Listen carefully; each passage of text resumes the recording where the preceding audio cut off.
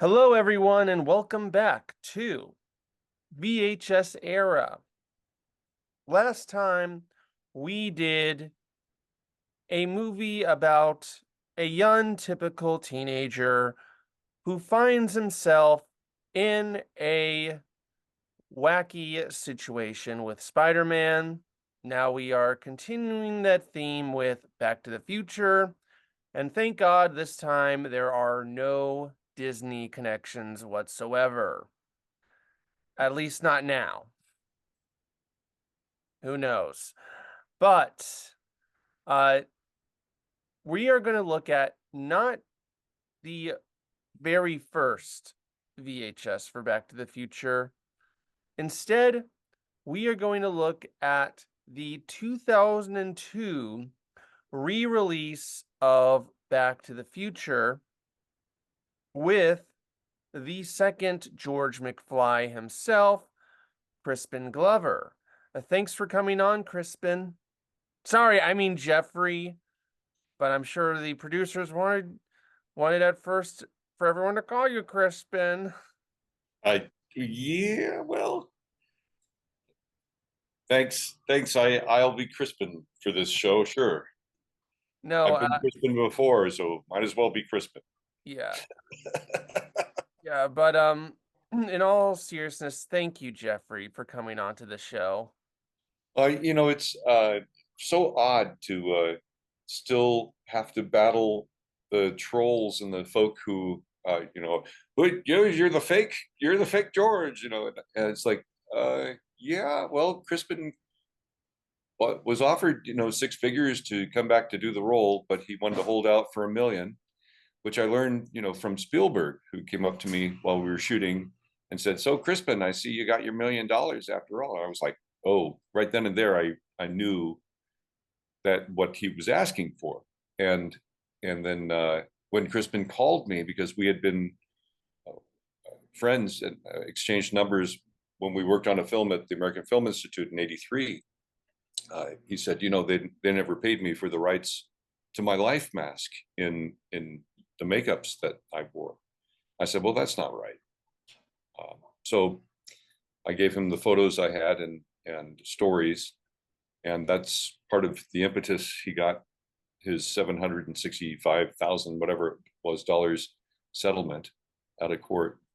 But call me Crispin. Go ahead. I've No, been called worse. yeah, we'll stick with Jeffrey for now, but thanks, Jeffrey, for coming on. So anyway, Thanks for having me. I'll see you. yeah, Oh. but really, so this is actually kind of a unique episode because technically we're covering actually the three Back to the Future movies, because they were all re-released in 2002. But we're only covering 3 ads because all 3 of them had the same ad. Oh, goody. Yeah. So I So, get paid 3 times. yeah. Um, which is kind of a weird choice, like that they would just use the same ads for all 3 movies. Guess they didn't have anything else to promote. Well, I'm sure they did. They probably had some sort of deal with, usually, as far as I know, those agreements for promoting new films.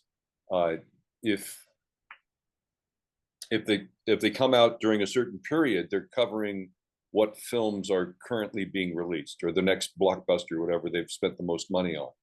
So that's more than likely the case here. Since Bourne Identity was just coming out, that is probably the agreement that that film had, that it would be promoted on all their video releases. That's just what I imagine. Yeah.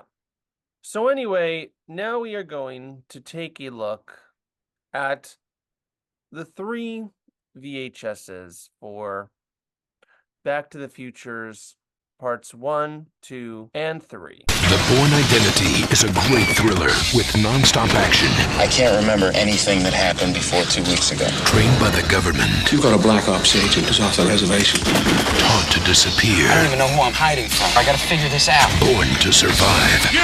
Stop right there! Matt Damon. I'm not gonna stop. Is Jason Bourne. What are you gonna do? I'm full of surprises. The Bourne Identity. Coming soon to DVD and video. This has to be like the 5th, 6th, 7th, 8th, 9th, 10th, or whatever action film trailer we've had on this show. And I noticed, and this was definitely a common marketing trend around the early 2000s, like all like action movie trailers had that same flashy, quick-paced editing. There'd be like these bright lights like shining between the trailers. And for a lot of the other action movies, even though it had that style of editing, the trailers didn't grab me. This one does grab me a little more because I think it has to do, and I'll be honest, the Bourne series is like one of those franchises that everyone has seen, but me just never got around to it. Yes. No, I'm just including myself in the group. Yeah. Yeah, just never got around to it.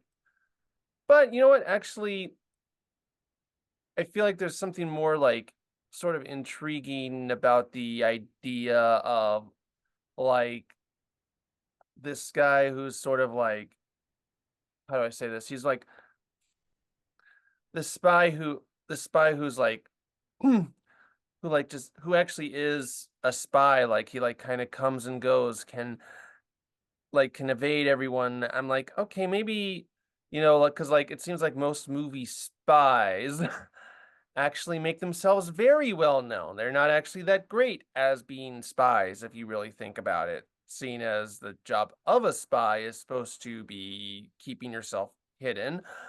But I'm like, you know what, that looks like maybe this is a franchise that I will actually start sitting down and watching, because you know what? The same thing is true for the Mission Impossible series, which admittedly is an example of spies that make themselves very well known. But I evaded those movies for the longest time. But once I actually sat down and watched them, I actually really enjoyed them. So after watching that trailer, yeah, I might start watching these movies. I am in the same boat. I haven't watched the films. I liked Matt Damon's work in the previous two films, the Good Will Hunting and the Talented Mr. Ripley. Mr. Ripley's been newly imagined by Netflix and is out now. Yes, I've heard of that. I haven't seen it, but I've heard of it.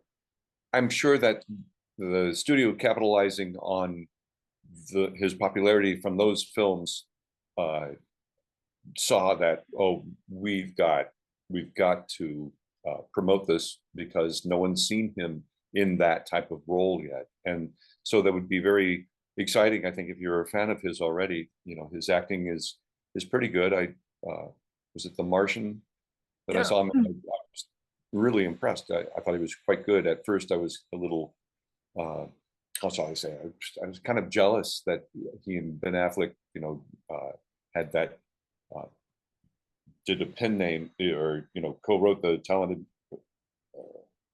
whatever they Good Will Hunting. Good Will Hunting together. Yeah, Good Will Hunting, and got it made. I was like, I want to get a film made. It was during a period where I really needed to have something to redefine me in my career, and I was jealous that they got it made, and yet they didn't use their names as the writers. It was the big secret that they had secretly written this film, and so when it was rumored, that even made the film a little more enticing. So I went and saw it, and it was quite good, and it launched their stars pretty big time.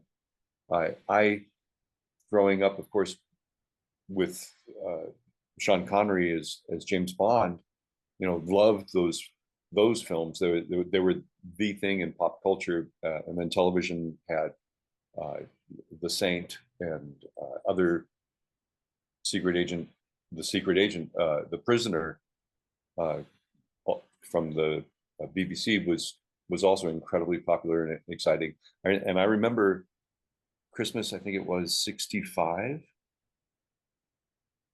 might have been 66. I got the James Bond remote control Aston Martin as a gift that had the ejector seat that you could eject the little guy from out, and the headlights turned into machine guns and the license plate switched, and it was very cool. I think I had it broken within 1 or 2 days, but and that toy, now of course in the package unopened, probably worth about 50 grand or something. But nonetheless, I grew up with that, Ian Fleming character, watching him change, into, or the acting, the talent changing. Before Roger Moore was wonderful, George Lazenby, who did a wonderful job, who actually brought sensitivity, I thought, more than Sean Connery did to the character, more pathos. I wish they had continued with Lazenby. But then Roger Moore kind of made it into a cartoonish, more of a satirized James Bond, like the original Casino Royale did, with the Woody Allen version and David Niven, Peter Sellers and company. But then the return of James Bond's, tough guy machismo, with the Timothy Dalton, and then what's his name, Pierce Brosnan, and then back to Mr. Craig, really has kept that alive. And Matt Damon's been able to do that with Bourne for this entire franchise. He's owned it completely, and that's pretty amazing. And in probably fact, keep going better. when they replaced him, for one movie, people weren't having it, if you remember. Yeah, well, like I said, I haven't seen the franchise, and Yeah. I guess you're now reminding me that there was one that he didn't do it, and so he owned it so well, the public demanded that he come back, and I have, of course, a problem with the that they allude to. I can't remember 2 weeks ago. He's brainwashed and he's programmed and all this stuff, and so that makes me wonder. Am I going to like this situation? And it's going to be a killing machine for good or for evil. So it piques my interest. Yeah, it is. It's really like he's in and he's out, but he's also sort of brainwashed. He doesn't really know where he is, what's going on. That's sort of what it's kind of drawing me in more than the other 2000s action trailers that I've sat through for this show, where the plots were very basic and simple. But in addition to that, I do agree that Matt is a great dramatic, and also can sometimes be a great comedic actor, and I've loved many of the movies you've mentioned, like Talented Mr. Ripley and Good Will Hunting. So yeah, that is one movie that is definitely on the checklist of movies to watch before I die. What do you see? An actor? An athlete?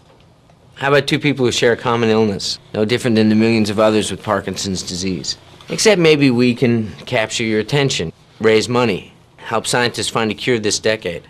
To make a donation today, call 1-800-708-7644. Look again, you'll see two people who won't stop fighting until there's a cure. I'm still bad. I believe I'll make a comeback. You mentioned earlier when I was questioning why all three movies had the same trailers. I do wonder if Michael J. Fox sort of had made a deal with them to include like a commercial for his, Parkinson's Yeah, research organization nonprofit, it which makes sense. It yeah, makes sense. Michael, when Michael introduced me to his agent while we were shooting Back to the Future Part Two, I was kind of surprised. His agent was an entertainment attorney, very high-powered attorney, and there was so much money involved. When we were shooting those 2 and 3 back to back, I want to say Michael was getting 12 million, 6 million. Anyway, he was getting the Variety and Hollywood Reporter were calling it back to the bank because Universal had thrown enough money at everyone to get them to reprise their roles, except, of course, as we know, Crispin and the complications with Claudia. So when Mike got ill and the finger twitch began towards the end of the shoot of Back to the Future 3, it impacted everyone who was a fan. He was beloved by so many, and like I've always said, it's always been about Michael. When I do fundraising for Team Fox, and he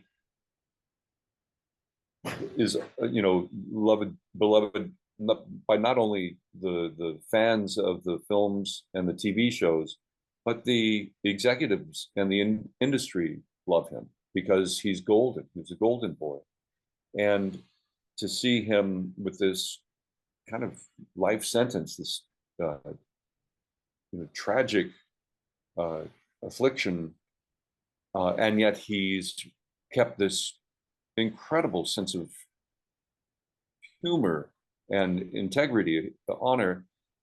It's inspiring, and it has been inspiring. He's now, with his foundation, raised well over $1 billion, and now I understand that they've finally identified the markers in DNA to get towards a cure. Because of my participation in the Back to the Future franchise, I was, hidden away by the studio. I was kept secret because what unfortunately production did was, try to get away with the fast one by not paying Crispin for the use of his life masks in my makeups. So they wouldn't give me my photos. Like any other film I worked on, I'd get my photos within 2 weeks. For Universal wouldn't give me my photos for over 6 months because they didn't want me promoting myself. I had an actual tour for Universal Florida that I was doing that the plug mysteriously got pulled off. It was very odd. And I finally got discovered by the fans in 2008, did the first Back to the Future cast reunion, where there were about 20 cast and crew. And Michael was on tour with his first book, and he showed up unannounced. And the crowd just went nuts. And I remember Chris Lloyd and Leah and Mark McClure, Francis Lee McCain, James Tolkien, Claudia Wells, and I, we had about 20 minutes to a half an hour with Michael alone, just to get reacquainted, since none of us had seen him since we had shot the films. And I could see how the disease had gotten control of his body. There was times where he was, the disease made him move. The pain controlled his body, and he would go up on his toes and have to walk away. And yet, in the midst of all this, he kept his humor and his great. Michael's just a really great guy, and watching him rekindle the camaraderie he had with each one of the cast members that were there, and then when we were done with him, we turned him to this crowd of over 500 people and said, "We're going to lunch. See you, Mike." And he was like, "Hey, wait!" it was a very funny moment. It was really delightful. So over the years, I've done what I can to do fundraising for the cause. And in 2015, which was an anniversary year, I produced the Back to the Future cruise to end Parkinson's. So I had, as you can see here, in the front row, Dean Cundy, the cinematographer, speaking in the mic. There is Kevin, one of the designers on the DeLorean team, and also other special effects, just the whiz at effects since Jaws, and Andrew Probert, also on the design team for the DeLorean time machine. In the back on the microphone there, Mayor Goldie Wilson, and Mark McClure, Harry Waters Jr., and myself. We put together a full week of entertainment on this cruise out of Fort Lauderdale to Labadee, and then it was at Cozumel. And our last night we did an Enchantment Under the Sea dance, and we've put a band together. And Don Fullilove, our Goldie Wilson on bass, Mark McClure on drums, our singer, of course, Harry Waters Jr., and I was on guitar. And then my wife singing backup, or no, actually she was the singer on Mr. Sandman. And my friend, the late great David Lewis, keyboardist for Ambrosia and Shadowfax, was our musical director. So Kevin Pike there in the middle. So we had about 50 fans, and they had a blast. Something they'll never forget, and we might do it again next year. I think after settling up, we raised over $10,000, which for me was a nice way of saying thank you to the fans for being fans of the franchise and embracing me, and then honoring Michael and trying to give back to the Parkinson's. In recent years, I've been a guest for the Back to 1885, and rebranding it now, since Terry and Oliver Haller, who were the original producers, have retired from Back to 1885, returned to Hill Valley, where we celebrate Back to the Future 3, where it was shot. And it's a fundraiser. We're going to keep it a fundraiser, where the fans can come and take their pictures, hopefully, with the number 3, which is the 131 steam locomotive at Jamestown's Railtown 1897, take an excursion and see Marty or Clint and Buford have their shootout, and screen the films with the celebrities doing Q&A, doing a whole wonderful weekend full of events like the Hill Valley Festival with the original musicians from the film that backed up ZZ Top. And it's always been, for me, an objective to try to give back to Michael's foundation. Whenever I do a fan con, I try to give a bit of the proceeds, a piece of the proceeds, when I sign merchandise or pictures, to help as much as I can, because, without Michael, I don't think Back to the Future would be the film trilogy that is now in the top 10 trilogies of all time. Yeah. And that is some really great, insightful stuff. Thinking like that is a lot of great work you're doing. And I will also just say that I really do hope they find a cure soon. That would be just terrific. I hope that it is like that close. And I will also say, just going back to the ad itself, and not just, about, the work in general. What I thought was really interesting just about this ad was sort of pointing out that was sort of Michael and Muhammad pointing out that it was, these celebrities having to come and share their experiences not only with Parkinson's, but telling telling the public about why it is important, to end the disease. And also sort of they did also sort of, which I thought was kind of interesting question, like if somebody lesser known had done it, if it would have caught their attention as much. But of course, I think the like foundation and what it's trying to achieve is great. And I just thought the commercial in general was really smart. It was, and both of those gentlemen were very smart men. Muhammad Ali was very smart with his boxing career, uh, integrity, with standing up against depression, and then when he got afflicted, uh, he it really affected him even more gravely than with Michael, in that he already had a lot of trauma, head trauma, and I'm not a medical expert, but you could see that things were really challenging for him, and he was beloved. A school friend of mine's mother lived across the street from him, and even though I did not know him well, he was beloved by his neighbors and friends. And to see someone as powerful and as iconic as him be affected and know that he's probably got a death sentence from this disease, it's just heartbreaking. So Michael's savvy. He knows that this is going to pull people's heartstrings. It's going to inspire giving.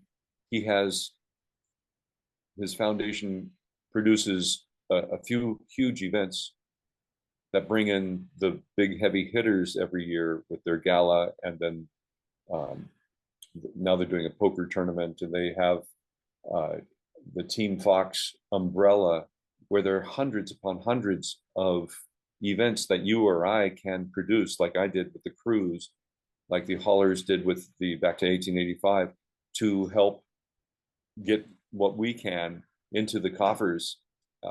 When we did the cruise, I had a fan at a WonderCon come to me and said, I'm working on Parkinson's at my lab. You want to come see what I'm doing? And he was at the Scripps Institute down there in near San Diego. And I went and learned what he was doing, even got video to share on the cruise on the advances in his research using stem cells. And then in 2015, the last time I saw Michael in London at Comic-Con, I mentioned this to him, and he was like, wow, it's too charged. That's not right. We can't use stem cells. The politics around it is too much. But I was like, no, Michael, they're not using the embryonic stem cells anymore. You can get it now from your fingertip. And with the stem cell research, they were able to do things. The doctor in particular at the time that I went to his shop, he had given lab mice, MS, and they lost control of the bottom half of their bodies. And then with the stem cell cure, whatever that he had figured out to do, they were able to cure the MS in the mouse. And within 3 months, the mouse had his hind legs and tail movement again, which is huge. On the other hand, I went to the Buck Institute up in Marin County, north of San Francisco, and with their research at the cellular level, they were replacing the damaged protein in the cells that had Parkinson's or Hodgkin's or Huntington's diseases, and they were able to get those they're microscopic worms in the lab to live 12 times their life expectancy by replacing the damaged proteins with good proteins. Anyway, the research is that these two different schools of curing of medicine, the Scripps and the Buck, were just remarkable. And I had that as part of the cruise. So we had seminars on that research, and a lot of that research is funded by the foundation, Michael J. Fox Foundation for Parkinson's Research. And it's just unbelievable. He's moved mountains using his celebrity and his humor and his teammates like Muhammad Ali there. And it is just, I count myself blessed that I can, reach Michael through his assistants and ask for him to sign some posters for our event every once in a while, or, just check in and wish him and the family my best. It's a miracle that he's alive with us still. And a lot of it is due to what he's single-handedly been able to do for all the Parkinson's sufferers out there. Visit Universal theme parks around the world. And experience the thrill. Ride the movie. Live the adventure.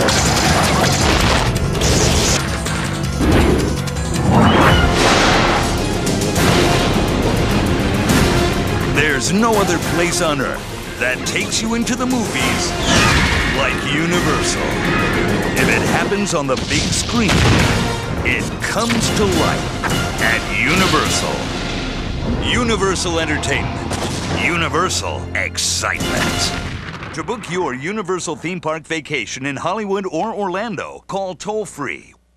I was mentioning earlier how, like, whenever they try to make things look exciting and cool, like, with like action movies, they would have these big flashy edits, like big flashing lights.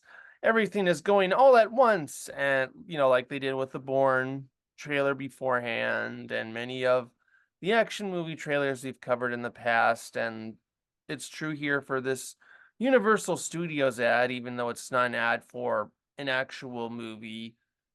But you know what? This ad is competent. It does its job, like, of selling Universal Studios as this cool, exciting theme park. I could definitely see someone, most likely a child, watching that ad and thinking, oh, that looks awesome. I want to go there. Yeah. I thought it a little overkill at times with the the flashing, the fireworks, and the same announcement going over on. Just talk to me. What do you got here? Okay, I would have liked to have seen a few different things. I'd like to have seen Universal Japan in Osaka mentioned. They had just opened. This came out in 2002, and they snubbed the Japanese. The theme park in Japan, in Osaka, that I worked at, Universal International hired me. I directed the Blues Brothers show, the Hollywood High Tops doo-wop show, and I trained all the Rubberheads and Fuzzies, all the monsters and Woody Woodpeckers. They had a lot of other characters that we didn't have in Florida and Hollywood there, as well as I hired and trained all the lookalikes from multinationals from Australia and various other countries came in on their just over a year contracts. And that was a beautiful park. It was $1 billion park that Universal, I think in their contract, would get the park open and pretty much manage everything for the first 5 years, and then hand it over to the Japanese. And what a gorgeous, gorgeous park. It was compact, but it was really extremely well done. The audio in the streets was tied in with the environments.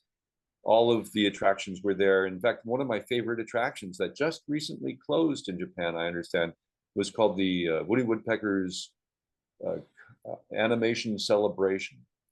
And what we had was you go into a room where you're looking into a mad scientist's lab, and in Japanese, the scientist explains how he has created it where he, as a human, will go into the animation world and live inside a cartoon. And when he's called out of the office or something, out of the lab, Woody Woodpecker comes and turns the tables on him, and Woody comes into the human world and wreaks havoc in the lab, tearing things apart and destroying things and messing up the scientist when he comes back in. It was hilarious and extremely well done. Even in Japanese, I could follow it, and it was just delightful. And unfortunately, I guess it, as Universal does, they got rid of it, like they did with Back to the Future ride, creating such an uproar from the fans, putting in the Simpsons ride. I think they're going to bring something Back to the Future back into the parks. But, you know, it's often because I worked at Universal for 15 years, starting in 1987, playing Stanley Laurel in the park. And at that time, I had maybe 3 managers in the entertainment department above me. By the time I left in 2021 or 2000, I'm sorry, 2001, 2002, about the time this video came out, there were 35 supervisors and managers.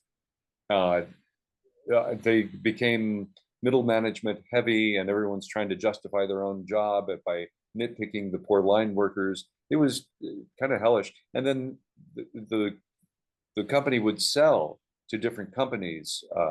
Matsushita came in and bought it.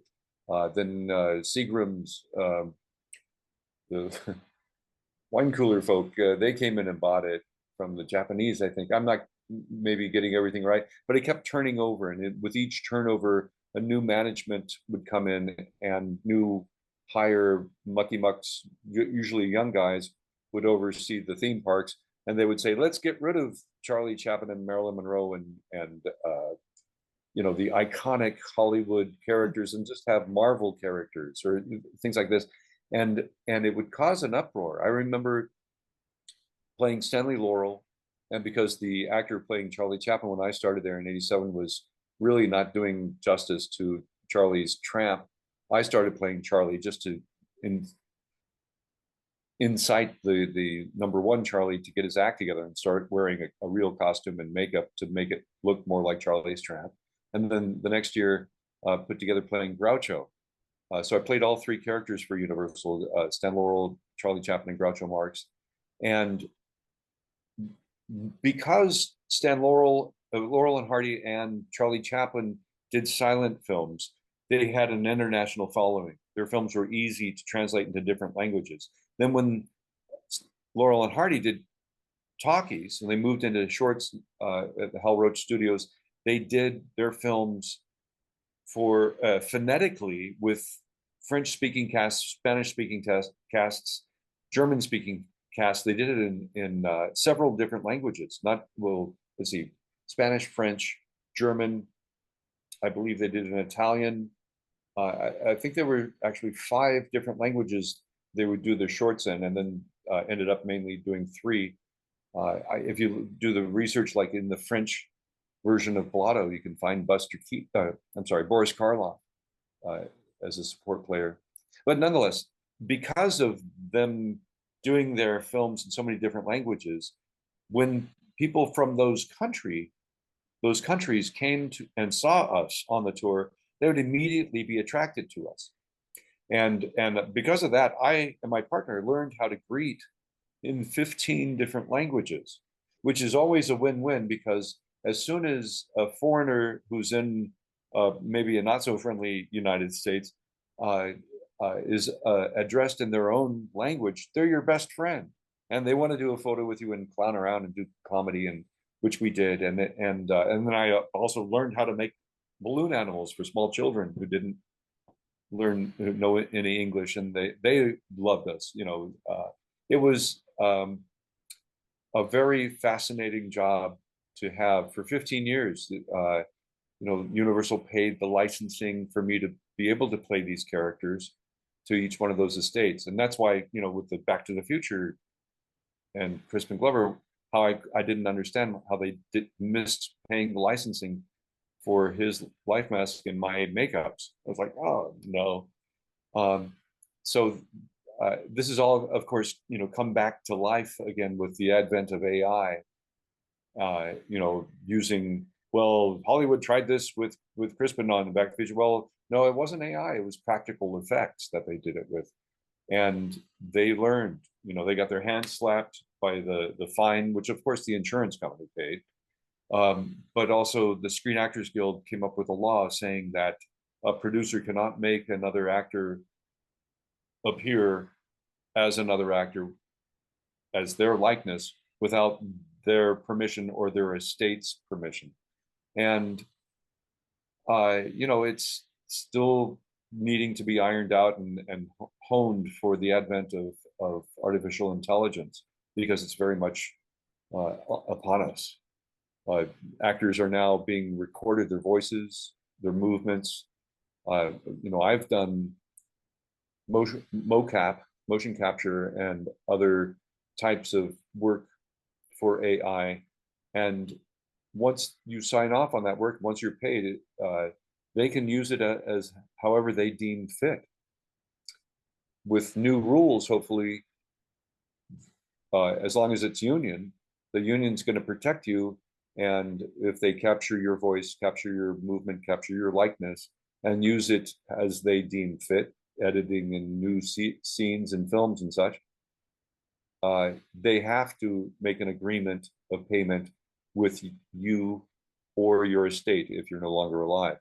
So it's a thing that was a big bargaining chip in the last actors' strike, and it still needs to be defined and honed down and worked out. Sorry to derail, but yeah, I was at Universal for 15 years and watched, the shows go from A-Team to Miami Vice to Waterworld. And I saw so many things behind the scenes of mischief, and on both the management's part and the line workers' parts. And I have a bit of a book to write. Not that anyone's going to read it, but so seeing the promo just brings it all back. And I've got, of course, I'll show you a few of those thingies that I have from I call them halcyon days. My work at Universal in Hollywood. Let me start off with just showing you some of the characters. As I mentioned, I started as Stanley Laurel at Universal in 1987. The Oliver Hardy up there had his Stan Laurel partner got fired, and he needed a replacement quick. And even though I forgot, I had seen Laurel and Hardy growing up, I had forgotten how to portray him right. But the actor Beavis Faversham knew my work from production of Romeo and Juliet, in which I played Mercutio in Hollywood. And he turned to the boss and said, "This guy can act, I'll train him." And within a couple of weeks, I was doing a passable Stanley. But here I am a year later as Charlie Chaplin. So I did a work in the park as Charlie, warming up the Western Stunt Show. That Western Stunt Show used to have stars from Westerns mostly show up as special guests on the weekends, so you could actually see a real star. I did special events for Universal as my characters. I remember I had the job of escorting Jimmy Stewart up the stairs for the 60 millionth customer celebration event. And of course, Jimmy, he pushed me away and tripped on the stairs. Here I am with Lucy Arnaz and her kids as Stanley Laurel making a balloon. We would often be put in videos, commercials, go on promotional tours, and that's why they, of course, had to pay the licensing to the estates of those different characters. And here I have Janet Leigh with some of us characters, and this is from the Enquirer. We were always in the Enquirer, or those rags.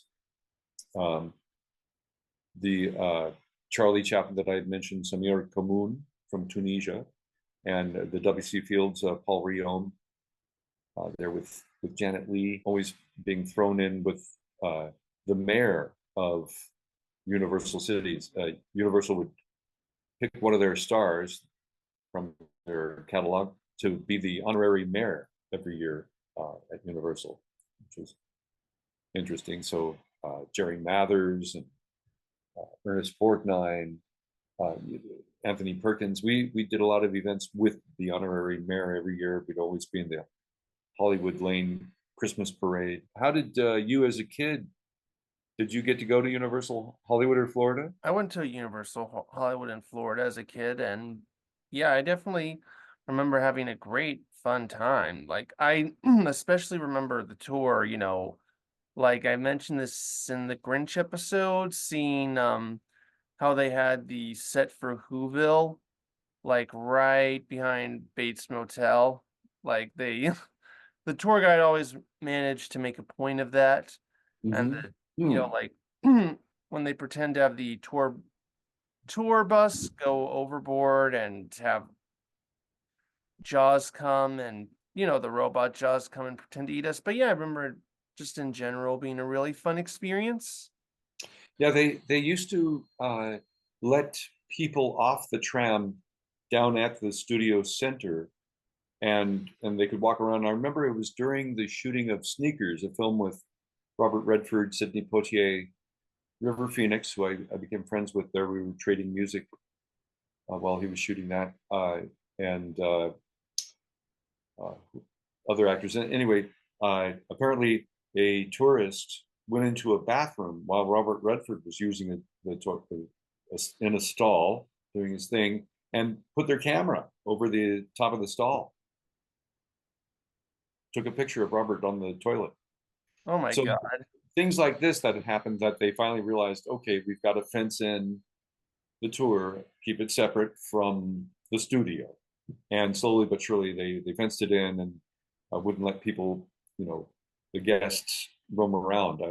I had a buddy who was a tour guide who during one tour saw James Garner shooting a Rockford Files movie. And he said, "Ladies and gentlemen, look, it's James Garner outside the soundstage over there. Mr. Garner, Mr. Garner." And he said, "Yes." He said, "Come here. Would you mind saying hello to the fans here?" And he says, "Me over there? Okay, sure." And he went over and he took a few pictures, maybe signed an autograph, and went back his way. And the tour carried on. The next day, James Garner's office presented Universal with an appearance fee of $40,000. So a memo came out. My friend got fired, and the memo came out saying, "Don't ever point out any stars who are shooting on the." So it's coming with the territory. It was a sticky wicket trying to figure it out. Universal was more crisis management. Things as they came up, they realized, oh, we can't have tour guides pointing out the stars. We can't have the guests roaming around the studio. It's causing us too much trouble. Yeah. So this is for the Universal, what do you call it? Their program. You can see Laurel and Hardy for I think it was our 60th anniversary of the tour. Mhm. Laurel and Hardy were front and center with people, characters that they no longer have on the tour. There's no longer Miami Vice. There's no longer American Tail. There's no longer Conan. There's no longer that Western stunt show. I think they got rid of Charlie Chaplin altogether. I don't think they still have the Phantom. They don't have Groucho. They don't have W.C. Fields. So they may still have Chili Willy and Woody Woodpecker. And King Kong, who's holding us. Right now, Universal is doing a retro, come celebrate our many years. And I found myself one day as a cutout as Stanley Laurel on an old tram. There I am with the Mae West, lookalike in Frankenstein and Oliver Hardy. But here I am as Charlie Chaplin, pointing myself out. What am I doing here? This was the crew, I'd say probably circa 1992, maybe. They had Lucy, they had added Lucy, and you see in the background there, Harry and the Hendersons. That was probably Brian Steele, who Brian went on to take over Harry for the actor who passed away on the TV series, The Originator, Kevin. And Brian then, most recently, it was the robot on the new Lost in Space series. See Bride of Frankenstein and Clark Gable there. Universal leased the Hollywood sign to Hollywood, Florida, or I'm sorry, to Universal, Florida. We did tours. This one was with Air Canada to promote California Days. Get the idea that characters, we had a lot of duties and had to be quick on our feet. We were often writing scripts for corporate promotions, for events. We worked pretty hard, and I even have a photo with Spielberg when Hanna-Barbera and Universal, all the employees joined hands going down the hill to where Hanna-Barbera is, and Hanna-Barbera employees going up the hill, and Spielberg and Laurel and Hardy were right in the middle. Okay. Well, that was just an amazing insight into how Universal Studios works. You know, unfortunately, I will just say about the ad, I don't think that any commercial could possibly cover all facets of the theme park attraction. And, you know, I am sure like Universal Studios Japan got its own ad, but but even past that ad, there's only one thing on this VHS which I found a little weird, which is that it says that at the end that there is quote unquote added value footage. You know, and I searched high and I searched low because it wasn't on YouTube, and I couldn't find anything about any additional added value footage on the Back to the Future VHS. So if anyone, there's my added value to this with Spielberg shot all right, as Stanley Laurel, and there we go. I think I know what they were talking about. This might Oh. be it. When Back to the Future came out, the to be continued was not at the end of the film. Oh, right. And then I believe when the video first came out, they added to be continued. And that might be that added value footage. I don't know. All right. I know that when I went to the Back to the Future ride, in the queue, there was a lot of footage. There was footage of my feet as George in 2015 when they were demonstrating the hover or the ortholev and the devices of the future, the hydrometer that cooked the pizza in 4 seconds. And I was in various footages, and I even went to SAG and said, I think I'm owed money for this. And Universal came back and said, no, this is a promo for the film. And I said, no, it's promo, it's promoting, it's entertaining and people in the line for the ride. And then they took that footage out. You know, that was deleted value footage. Just thought I'd throw that in. All right. Well, the time has come for the end of the show where we rate skip through the previews or stay through the previews or skip to the feature. And honestly, it's pretty short. The one trailer is great. The one PSA ad commercial is great. The Universal Studios ad isn't great, but it's decent and fun enough. So I would say, and it's short, so sure, stay through the previews.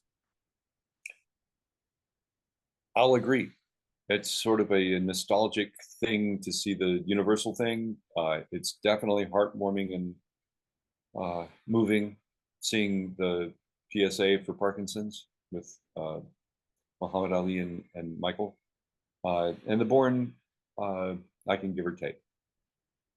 Trailer. Yeah, but I will say that it is a way better VHS opening than the Who Framed Roger Rabbit VHS. Surprisingly, Disney's marketing department was a bit lackluster with that one, but had to compare them both because it's both Steven and Robert. But anyway, have you had the author of Who Framed Roger Rabbit on the show? Okay. Yes, he was on the Roger Rabbit episode, actually. You know about the secret frames and things that were put in. Yeah. That's fun stuff. And I asked Zemeckis because while we were shooting, I was a huge Who Framed Roger Rabbit fan, and I asked Zemeckis if he was going to do a part two. He said, I don't know. And I was like, why? Because it's too complicated coordinating live action with the animation. And he said, no, actually, I've got more complicated setups and effects on this film than I had on Who Framed Roger Rabbit, which was rather surprising to me that it was actually more complexified on Back to the Future. So, I'm still hoping there's a sequel to Who Framed Roger Rabbit. We waited 36 years and we're finally getting a Beetlejuice sequel. Yeah, that's true. And I was in Twilight Zone movie and George Miller's episode with John Lithgow on the with the creature on the wing of the airplane. And if you look at that freeze frame when his character, John's character, lifts the shade and the creature's right there at the window. I was going to have lunch with John that day. We were on our way to the commissary, and John was asked to come back to shoot this special effect for this one frame of his eyes popping out of his head. Wow. So look for that. Digital, you can freeze frame that one easy now instead of the VHS version, which jiggles when you try to freeze it. All right, I'll take a look. I do know like the Roger Rabbit sequel has been in development hell. I think for many years, Steven Spielberg and Robert Zemeckis actually had a falling out with Disney, but they've both worked with Disney recently, so I think it's all water under the bridge between them now. But anyway, before we leave, Jeffrey, do you have anything to plug? I got to plug nickel. Oh, I've got 3 different projects in post-production right now. One called Siblings, a raunchy dark comedy about very badly behaved brothers and sisters that I played the badly behaved patriarch of. And I imagine that'll be doing the festival circuit and pick up distribution. Keep an eye out on the news page on my newly launching website in July. Also, I recently played Professor Moriarty in a new Sherlock Holmes short story to raise money for the 221B Baker Street West Center for Sherlockians who got unceremoniously evicted from their wonderful location in Jackson, California. Now they've got a new location, but it's going to cost them $500,000 plus to ADA upgrade the new place, which is the old historic courthouse there in Jackson. And then I play support role in a film called No Address. I have a scene with Billy Baldwin and Christine. Oh, I'm going to forget her last name from Terminator 3. Anyway, I think it's Lakin, I want to say, or Lakin, something like that. Yeah. Yes. You're close. Anyway, in a film about homelessness and the scourge, this epidemic of homelessness that we are facing in this country. And it's a beautiful film, both about raising awareness and also the producer is giving 50% of the profits to homeless charities, homeless support centers, so on and so forth, which is fantastic. It's long overdue that Hollywood comes to its senses and does this sort of thing. I've had a script that the writer wants the proceeds to that to go to people with terminal illnesses, and it's a beautiful script. I hope I can get some traction on that.